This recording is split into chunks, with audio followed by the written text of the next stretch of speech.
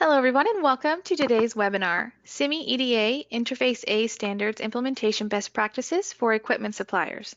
Before we get started, I'd like to go over a few items so you know how to participate in today's event. You have joined the presentation listening using your computer speaker system by default.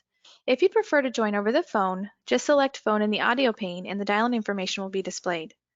You will have the opportunity to submit text questions to today's presenters by typing your questions into the question pane of the control panel. You may send them in at any time during the presentation. We will collect these and address them during the Q&A session at the end of today's presentation.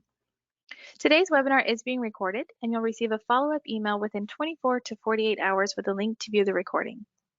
I'd now like to introduce Alan Weber.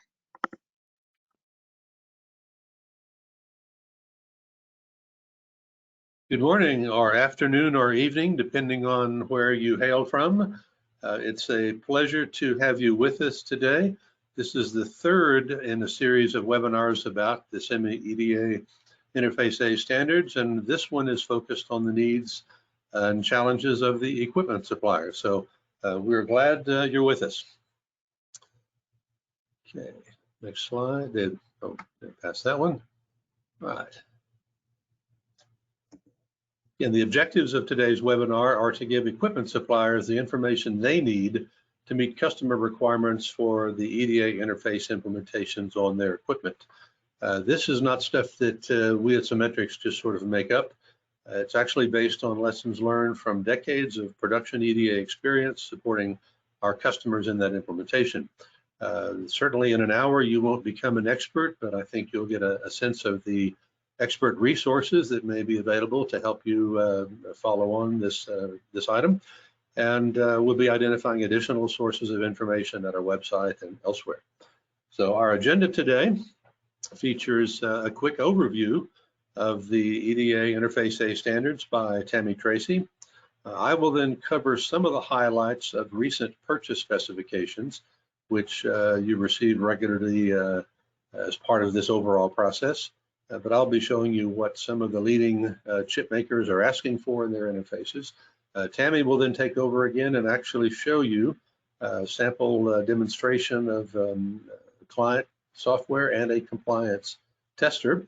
And then Brian will wrap up with the sort of meat of this session, which is the best practices that equipment suppliers should follow in implementing these interfaces. And so without further ado, let me pass it on to Tammy.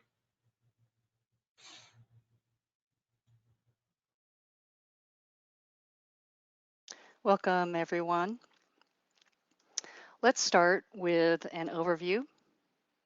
EDA stands for Equipment Data Acquisition, and it is sometimes also called by its original term, Interface A. So how did these standards originate?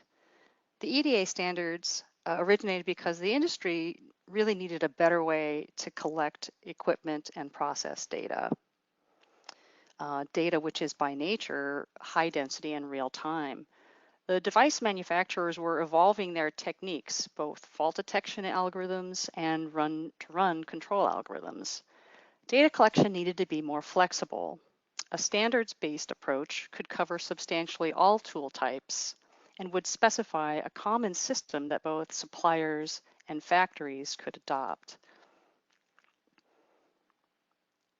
You're probably familiar with the GEM standard, which can be used to collect tool data, but has certain limitations.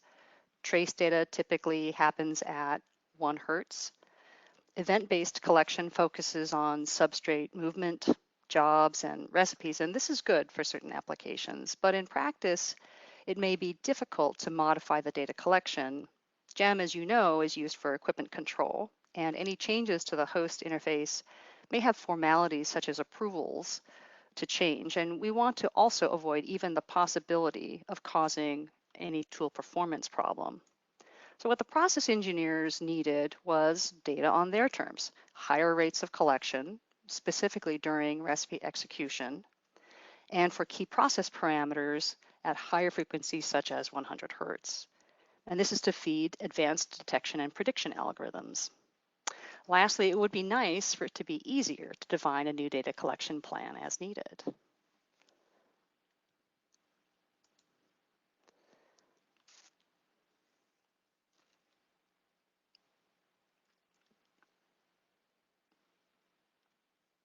EDA is actually comprised of multiple standards that work together as a set. This ladder diagram shows interactions between an EDA client, typically the factory on the left, and on the right, the equipment's EDA server implementation. We start with a request from a client to establish a session to the equipment. A client must be authenticated at the equipment and granted privileges, or being authorized, and SEMI E132 covers this. A client can request a description of the equipment called metadata, or equipment model, and from this the client knows what data is available in the equipment. The client will define plans.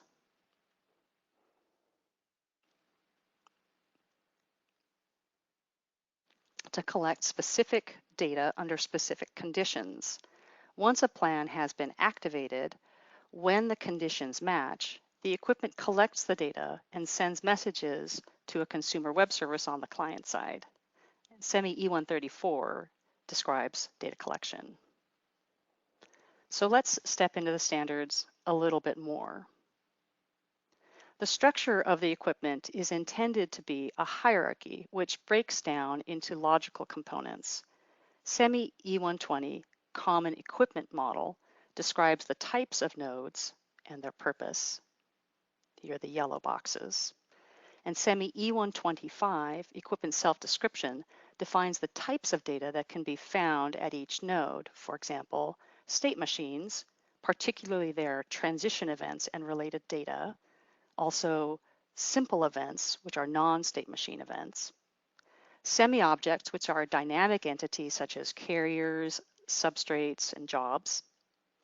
Exceptions, which are based on equipment alarm notifications. And parameters, including status data, configuration, and control values. Now, GEM 300 equipment has additional specific requirements, and these are covered in E164, the Common Metadata Standard. E164 includes specific naming conventions for events and parameters so that there will be consistency across equipment, all suppliers, from the factory's perspective. We want the resulting equipment model to reflect the tool hardware organization, as seen here. It should be logical, easy to navigate.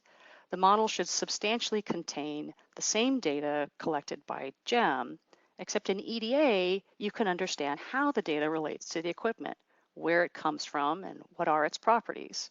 And as a result, the equipment model metadata itself acts as documentation, which is always available and always accurate. Now, the heart of data collection is the data collection plan. And this diagram is from SEMI E134. A data collection plan, or DCP, can be made up of three kinds of requests. Event requests, which names events and any associated parameters, and covers state machine events and simple events. Trace requests, which are for parameter data to be collected on a given time interval, with optional start and stop triggers based on either events or exceptions. And finally, exception requests, which are based on equipment alarm notifications. Some additional facts about data collection plans: DCPs are defined by the clients and they are persisted on the equipment. Clients can use plans written by other clients, and multiple DCPs can be active at the same time, including from different clients with simultaneous sessions. The EDA standards have established what's called freeze versions.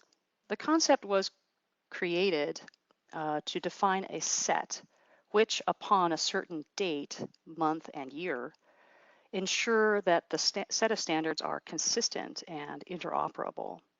And there have been two such freeze versions to date, Freeze 1 and Freeze 2.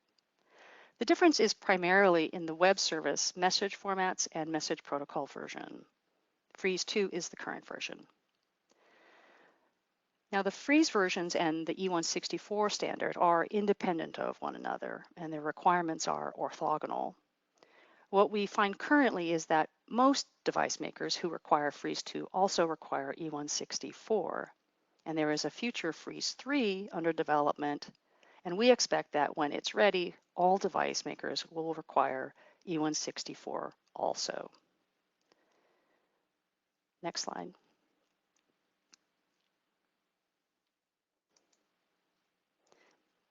So my final slide compares GEM and EDA. Note that EDA is in use today in leading global 300mm wafer fabs.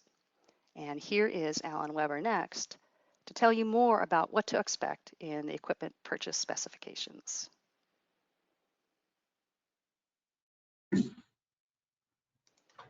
Thank you, Tammy. That was a great quick overview. And now we're going to cover highlights of recent purchase specifications. We'll start actually this section with a quick survey to see how many of you on the equipment side in particular have received a new EDA purchase spec in the last 24 months. The EDA sections of the EDA purchase specs actually are typically part of an overall equipment automation requirement spec. There'll usually be a section focused on implementation of standards, and part of that will include the EDA interface standards. These sections can vary from just a few pages that reference the actual standards all the way up to maybe a 20 or 30 page section. So they vary all over the map. Okay, we can see here, let me move this control panel away so I can see the results. Okay, there's a lot of don't knows here. There's some that have, yeah, got it. Okay, well, so this topic will be, I think, germane to a lot of the don't knows, because if you haven't seen one of these lately, this would be useful information for you. Since we help our equipment supplier customers implement these standards, we typically get to see the specific fab purchase specs, from those customers. That is all, of course, done under NDA, and that information doesn't move anywhere beyond that relationship. But from surveying that kind of information, we can tell you that some of the lightest specs are just 3 pages with a potentially incomplete list of the standards and no additional guidance. This is not going to give you really much information on which to base your implementation. There's some specs that include a lot more, let's say, bulk, but not necessarily more useful information. They may copy information out of the SEMI standards or earlier presentations, but still don't provide the kind of guidance that you need to truly meet the advanced user requirements.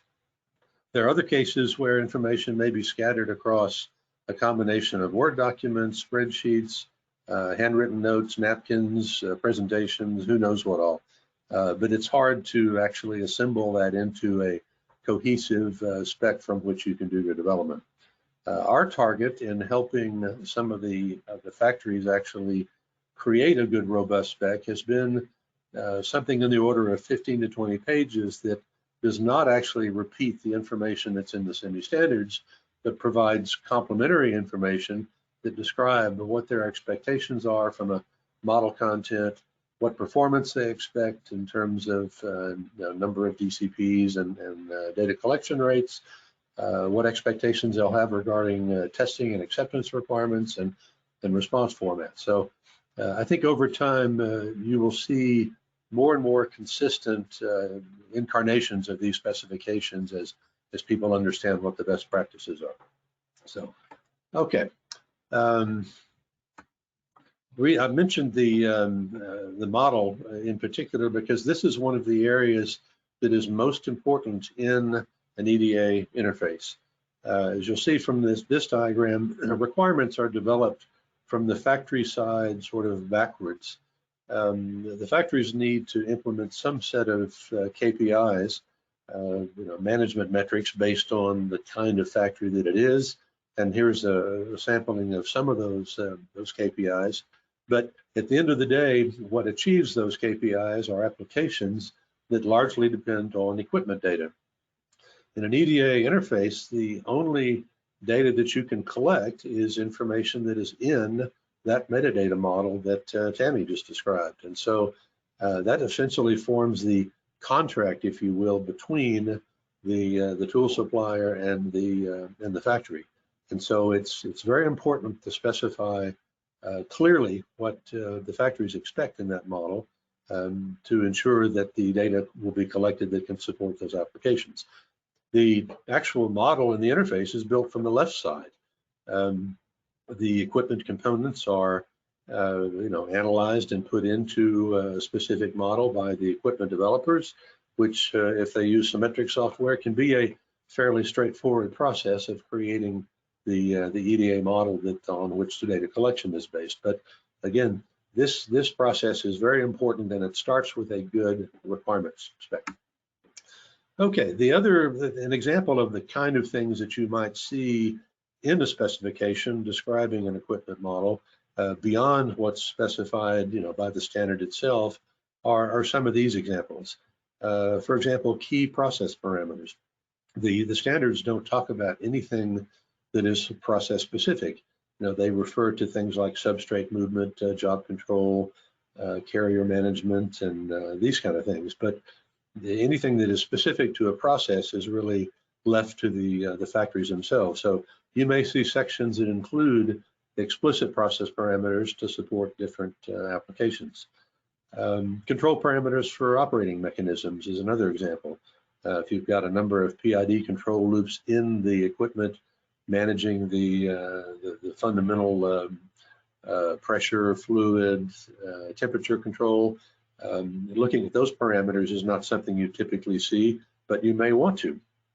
Also, built-in data collection plans for monitoring common failure modes. Nobody knows the equipment better than the people that create it, and so I think over time you'll see more and more end users saying, hey, please provide with your equipment some built-in data collection plans that allow us to enable them and monitor the things that might be issues. So these are, again, these are expectations that are growing over time. And you can see the rest of the list there: platform and tool performance parameters, countdown timers for lot completion, nodes for field down to the field replaceable unit level, and anything else that's necessary to support the stakeholder use cases. So one of the services that we offer factories is to help them actually structure this kind of information into a purchase spec. So this slide kind of shows what a common structure for that would be. Again, there'd be a section on references to which standards are required, which freeze versions, which parameters, but not really repeating anything that's out of the the standards themselves. Also, something on platform and system architecture.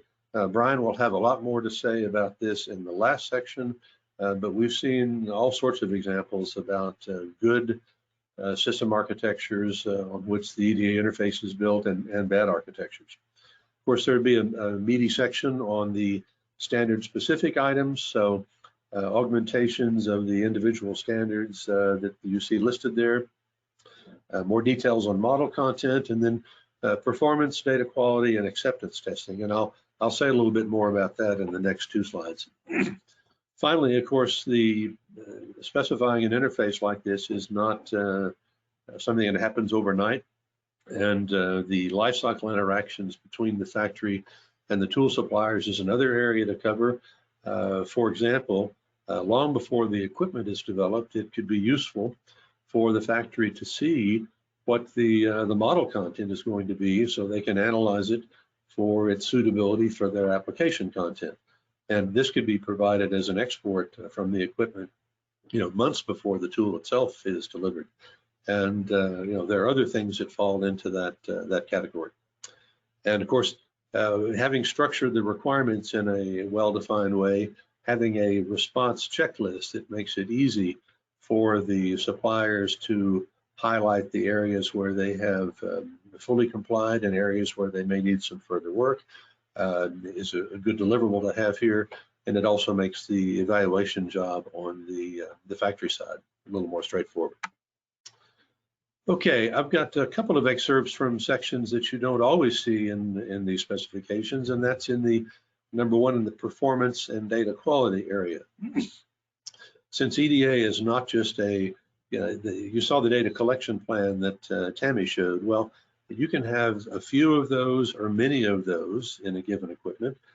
You can have them be very simple or very complex or anything in between.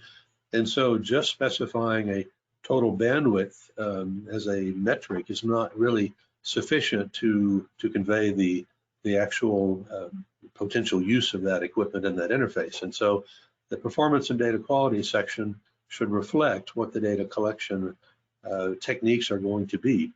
In particular, they should address how many parameters per tool and what the sampling interval, the maximum sampling interval is likely to be. A group size of 1, this basically says every time you have a sample, please send it. There's a way of grouping and buffering data in the data collection plan definition. Again, as Tammy mentioned, this is a multi-client standard, and so the spec should indicate the number of simultaneously active client sessions that you might expect, all with that capability above. Large equipment may need to handle an even faster data collection rate because of the needs for evaluating and analyzing data from that equipment. In these cases, maybe the rates that are quoted would support a group sizes greater than 1 and also buffering to achieve the performance. So, and then finally, all of these parameters should exhibit some data quality characteristics like, following the Nyquist sampling rate to make sure that you're actually getting data at the rate you can observe the phenomenon, making sure that your trace reports are consistent, that they're not drifting away from the baseline. So there's a lot to specify here that you don't typically see.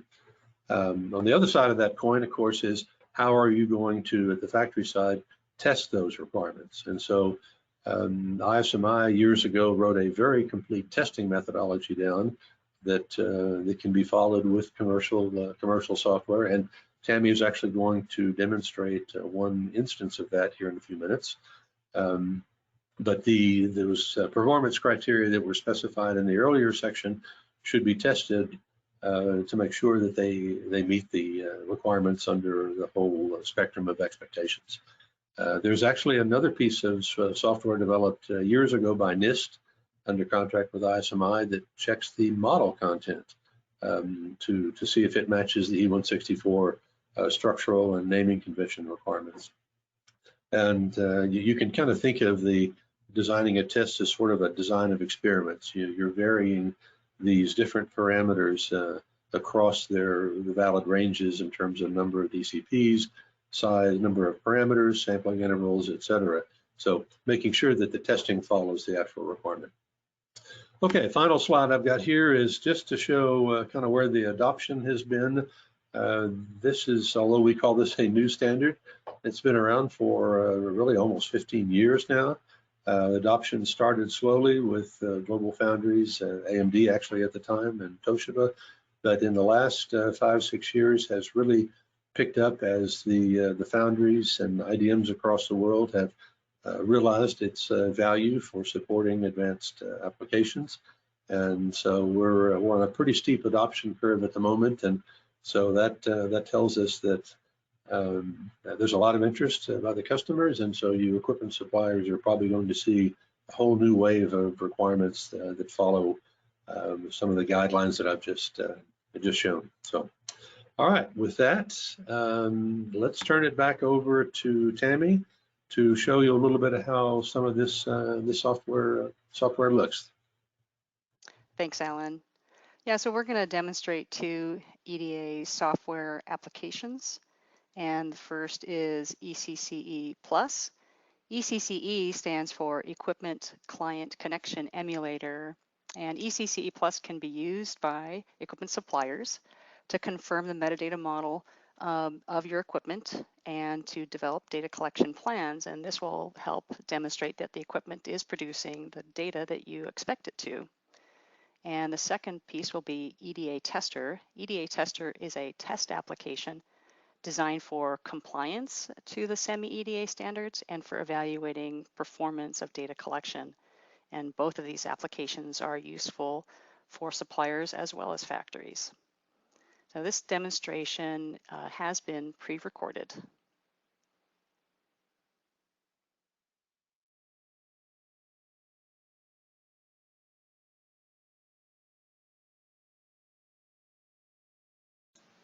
In this demonstration, I will be using an equipment simulation which includes an EDA server implementation.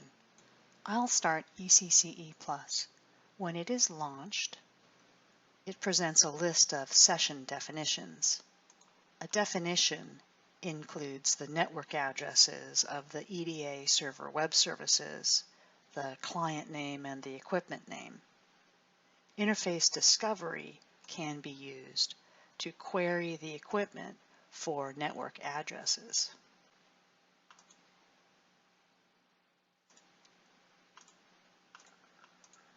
Connect sends the equipment an established session request and starts a consumer web service to receive equipment data.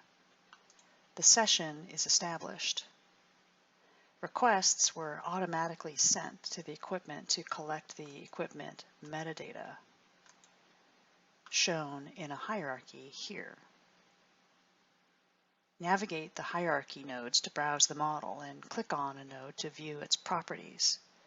This model is compliant to the E164 standard. It is well organized. The model includes the physical components present in the equipment, for example, an EFEM. It includes logical elements like the job manager and the material manager, and it represents the processing chambers. The chambers include process parameter data, a representation of the processing location in the chamber, and because the process chamber executes a recipe, the model includes a module process state machine from E157. ECCE lets us send a request for immediate parameter values.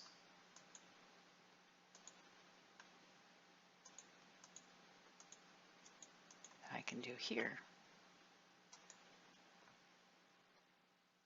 And also to create data collection plans. Here we see several existing plans. A data collection plan can contain more than one type of request. Here I have one which includes an event request, an exception request, and a trace request, which includes start and stop trigger conditions.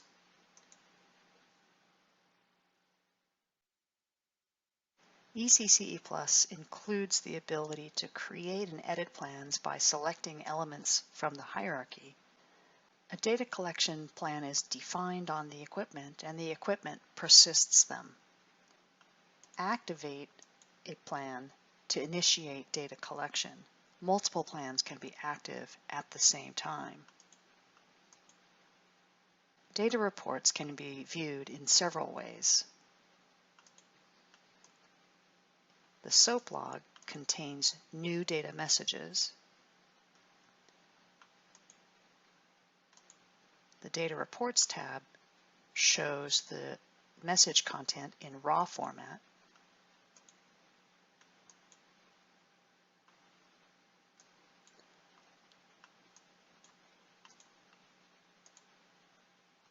We can see the data in tabular format on the Live Data tab, or numeric data plotted on the strip chart. You can also collect data to a CSV file for offline analysis.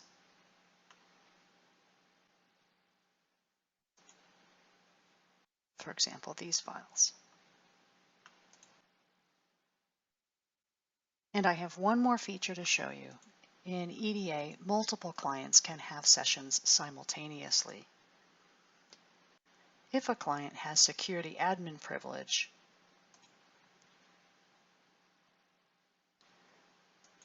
then it can manage the access control list and existing sessions on the equipment.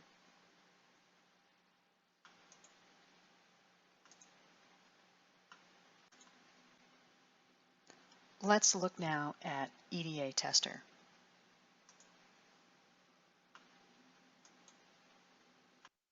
On the left side, we see a list of existing equipment definitions. The details for an equipment are the same as we saw in ECCE+. We have the network addresses for the web services, the equipment name, and the client name. We can use interface discovery to query for an equipment. We're going to perform a quick connection test, which briefly establishes a session to the equipment, and this will help us ensure that the tests will be able to run.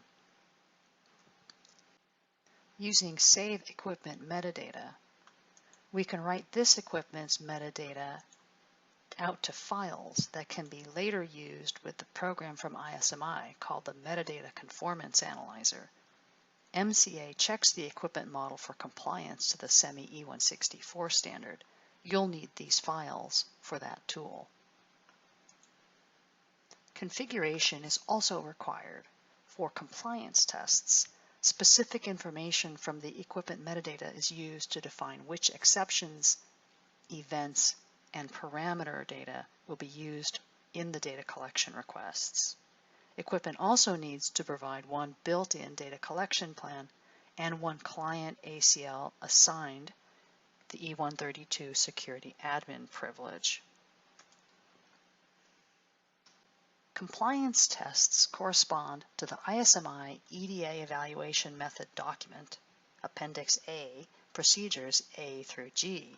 This includes establishing sessions, querying for metadata, metadata notifications, DCP definition, activation, and deactivation, built-in DCPs, persistence of plans and sessions, and multiple client sessions.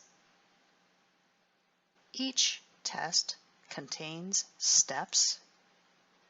Each step includes a description, expected result, and a space for actual results. Select one or more tests for execution. Some tests require user input.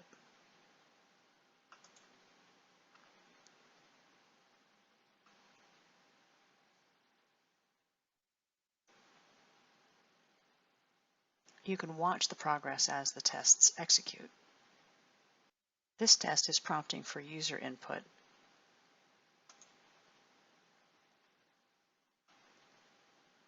The test results can be seen by selecting each step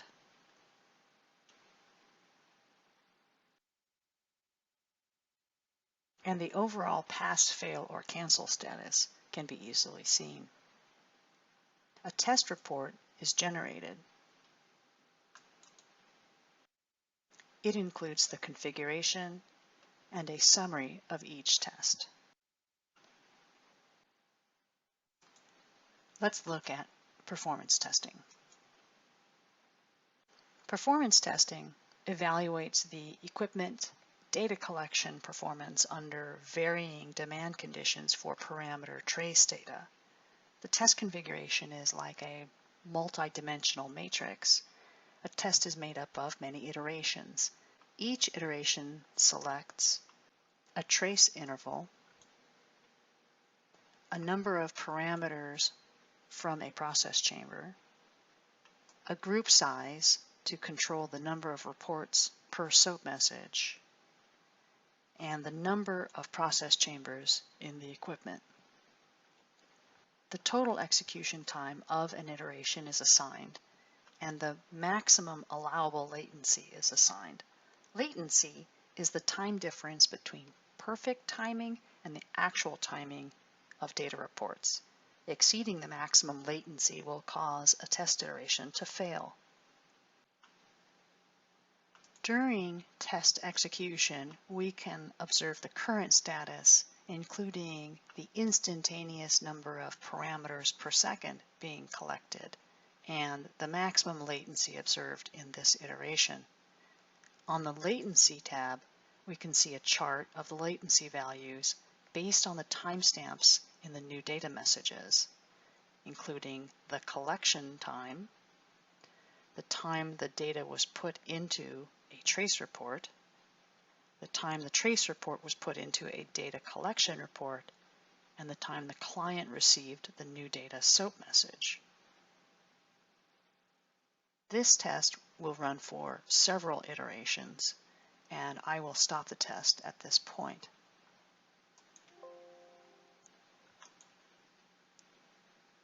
At the conclusion of the test, we will see the results, which includes the current configuration, the data collection plan used, and statistics on the latency. This information is also written to file.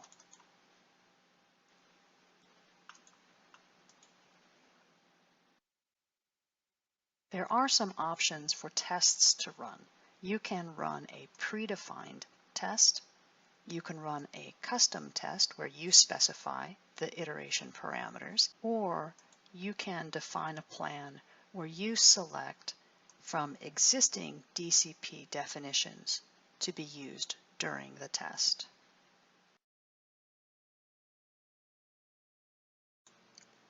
This concludes this product demonstration.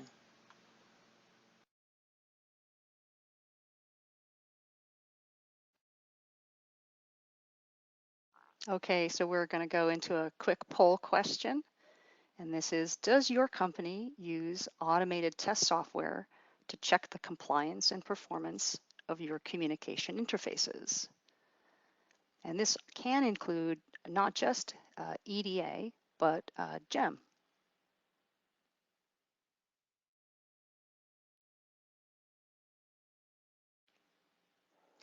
So let's flip over and start looking at our results. Oh, very good. So a lot of you are using automated test products. That's wonderful. And if those of you who are not or would like some more information, please reach out to Symmetrics, because we also have automated test products for GEM and GEM 300 equipment. And next we're going to hear from Brian about best practices. Thank you. Let's start by thinking about the perspective of the end user, the EDA experts at the factory who are receiving the equipment and validating it and setting up EDA to be used.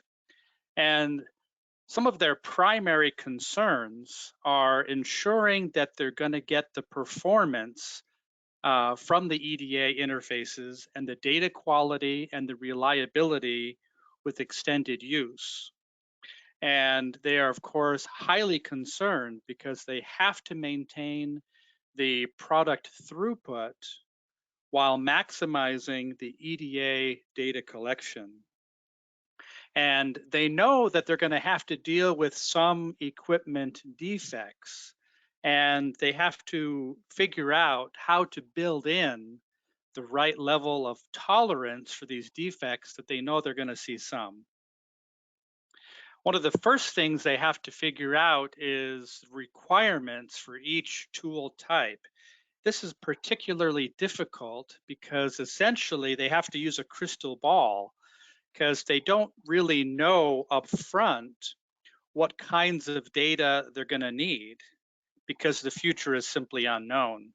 So we'll talk about that a little bit and how to address that and help them.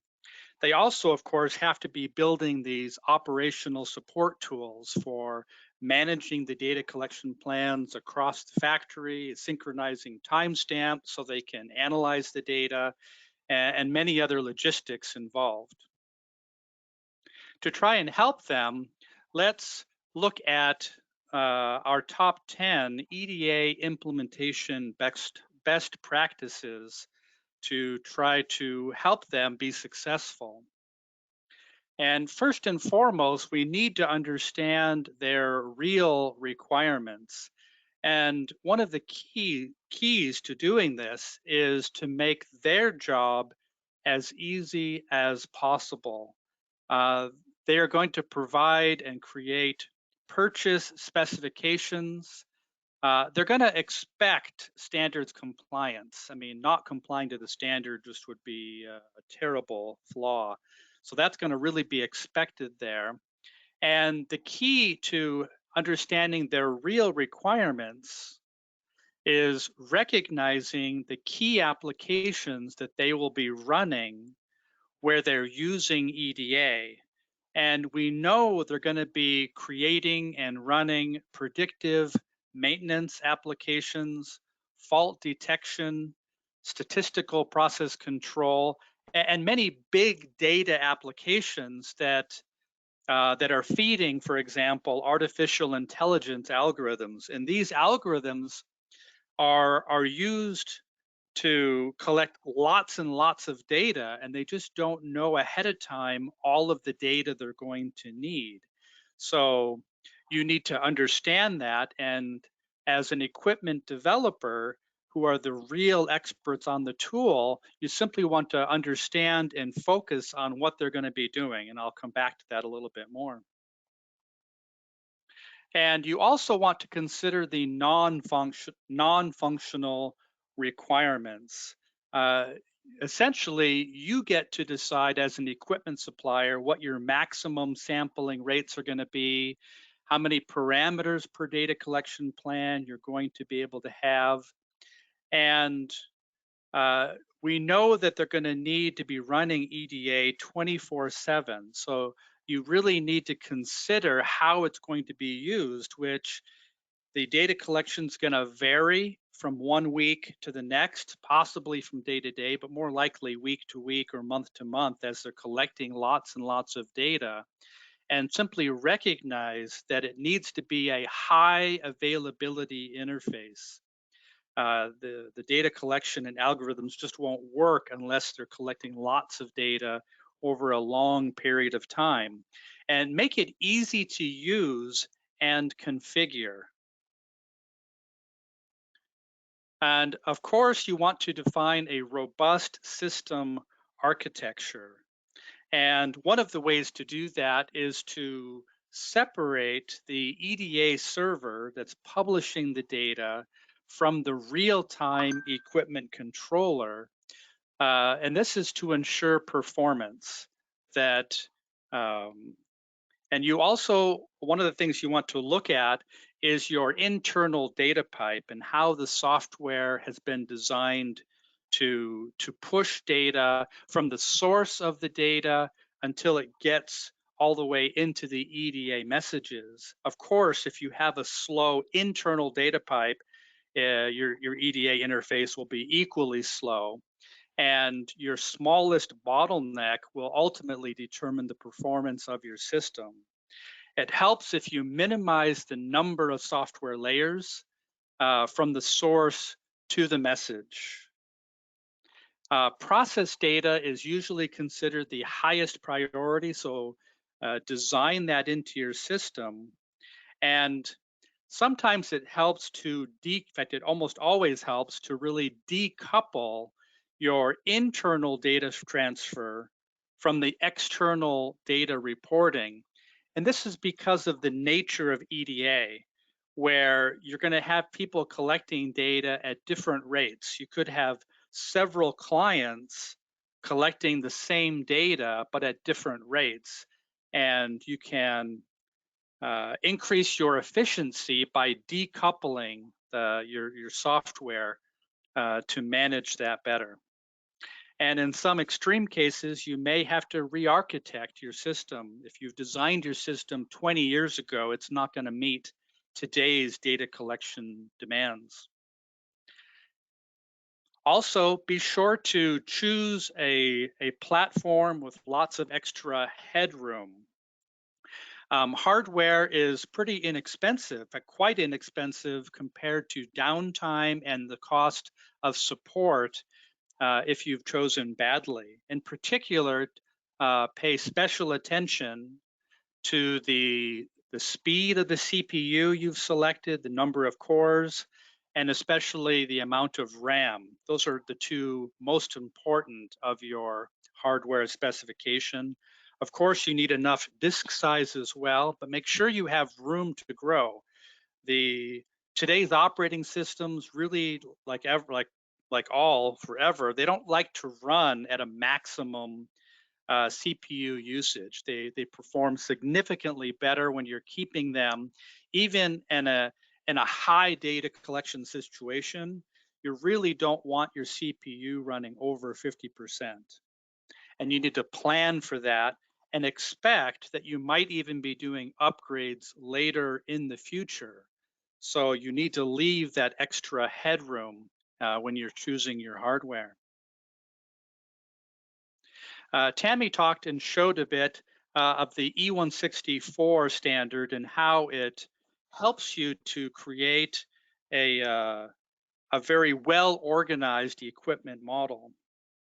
Equipment modeling is typically the largest effort of implementing EDA on an equipment. It just takes time and care to design it in a way that makes sense to the end user. We want the end users to be able to find the data they're looking for easily and quickly, and it should be logical to them. E164 helps to make that possible by telling you how to organize your data. And it's not really any more difficult to do E164 than it is to not do it. So it's really better to do it.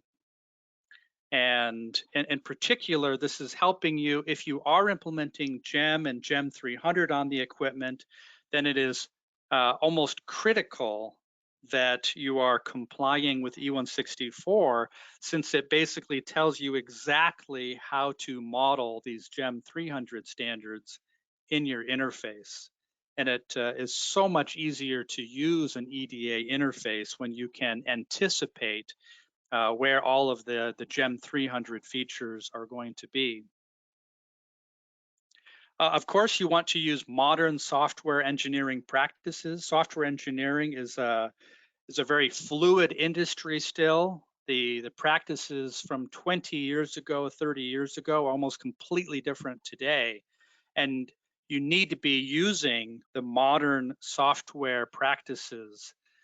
Make sure you're designing the EDA software to run 24/7. Design it to be used heavily, where they're going to maximize the you need to maximize its performance because it's going to be used to its maximum. And of course, you need to include unit testing, system testing, and regression testing to ensure. I mean, if you're not testing it, it's not going to be as reliable as you think.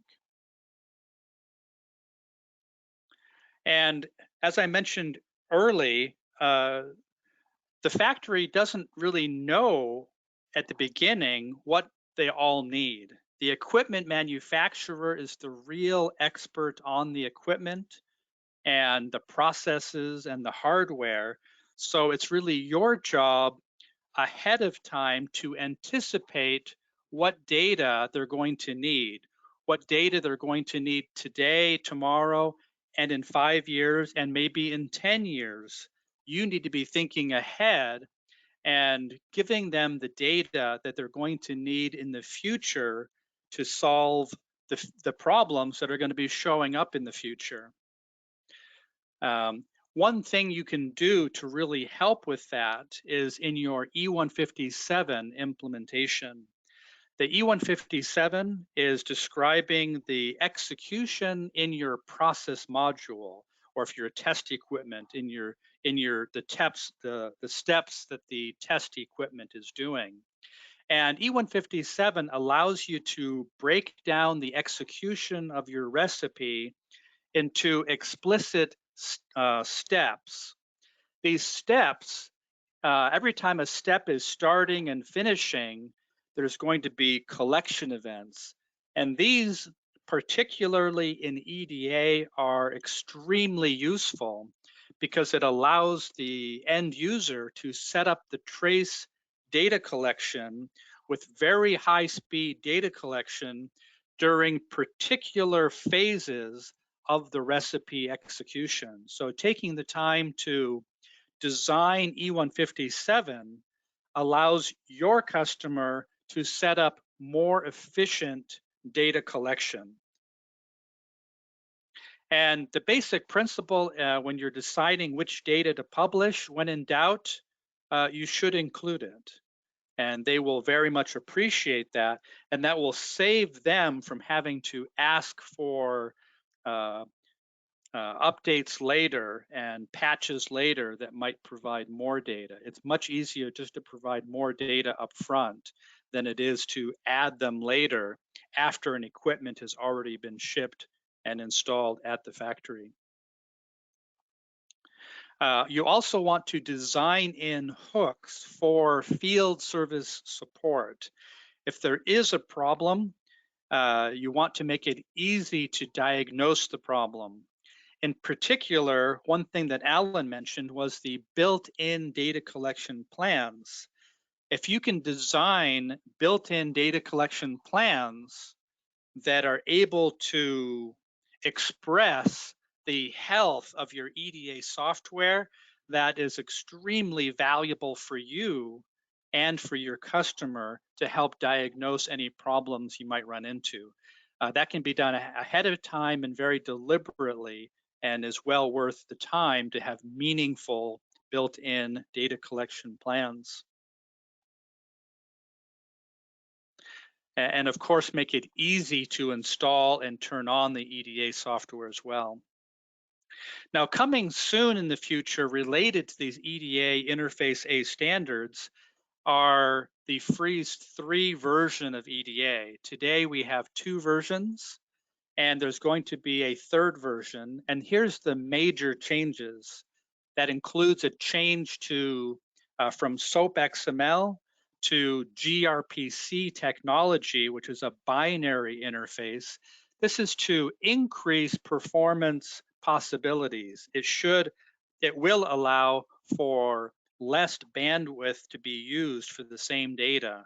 So it should allow us to increase performance expectations across the board.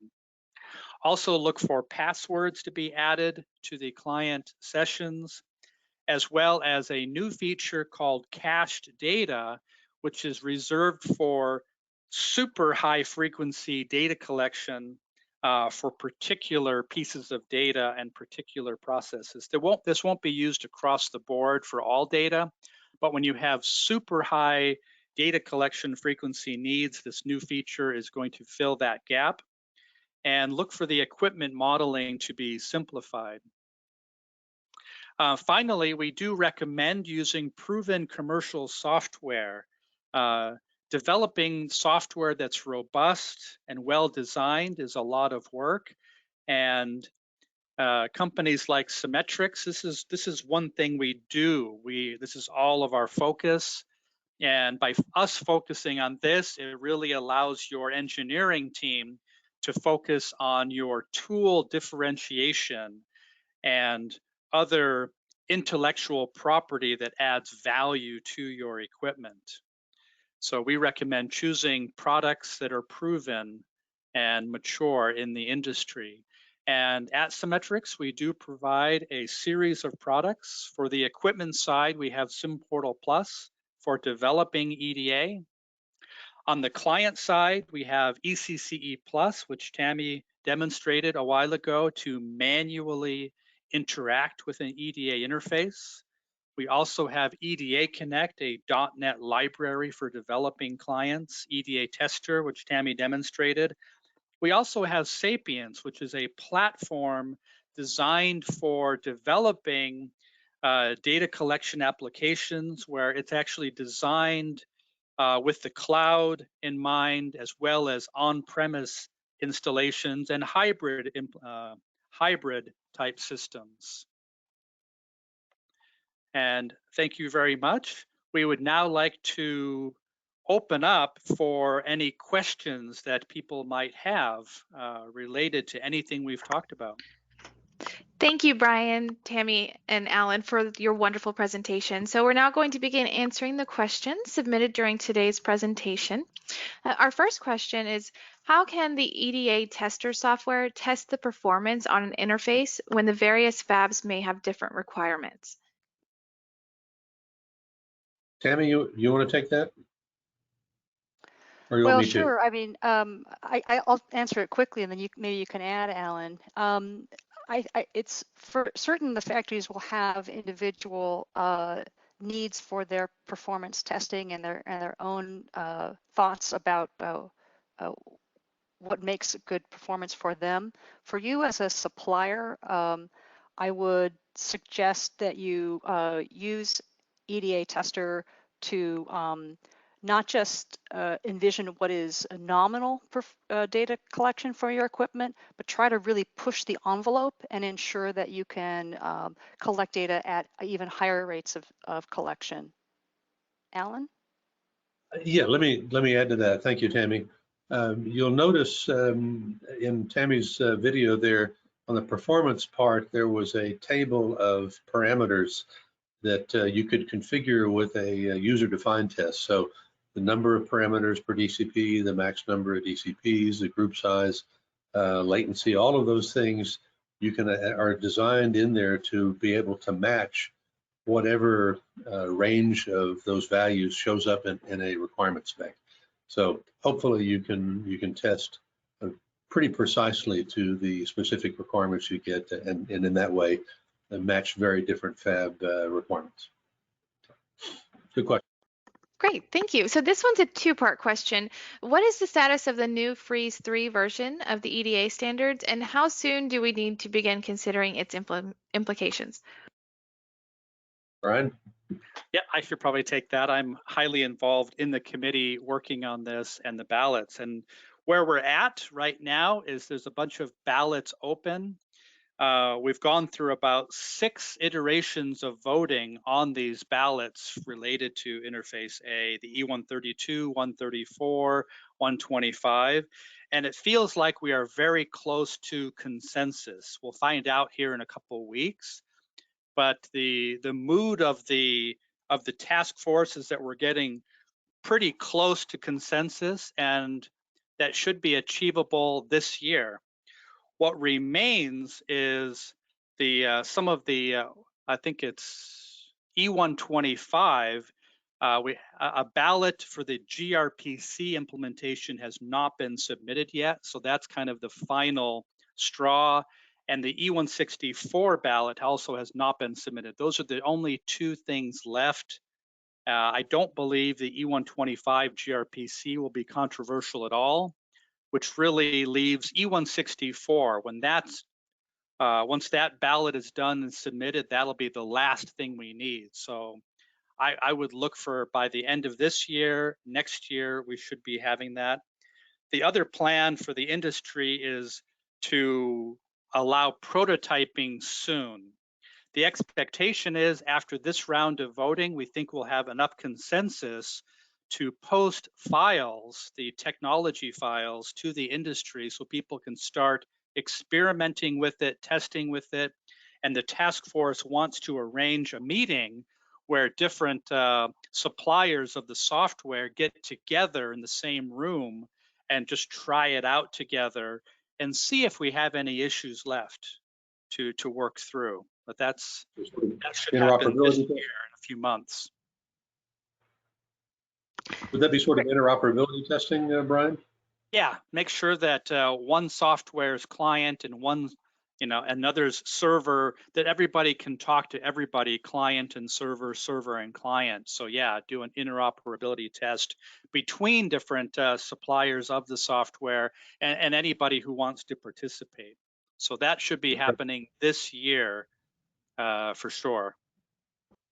Great, Okay. thank you. And I know we're getting close to the top of the hour, but we have such great questions. We're going to try to squeeze a couple more in. So will E164 be considered an essential component of Freeze 3? Yes. Yeah, the answer is a resounding yes. Yeah, and I think the strategy for E164 and Freeze 3 is going to be to simplify it. I think it's been an overwhelming requirement for a lot of folks because it mixes some really big principles with a lot of minor details. And so I think the approach to E164 will be to greatly simplify it and focus on the things that really make a difference in the interpretability and usefulness of the metadata models. Yeah. And on the task force, those who opposed keep adding E164 into Freeze 2, at the same time they were opposing it, were expecting it to be part of Freeze 3. Great. And this is our last question for today. Will gRPC be mandatory when Freeze 3 is defined? Yes. Simple. Okay. Well, thank you all so much for your presentations today, and thank you to the audience for joining us. On behalf of Symmetrics Connectivity Group and our presenters, thank you for joining us today and have a great rest of your day. Thank you. Bye all.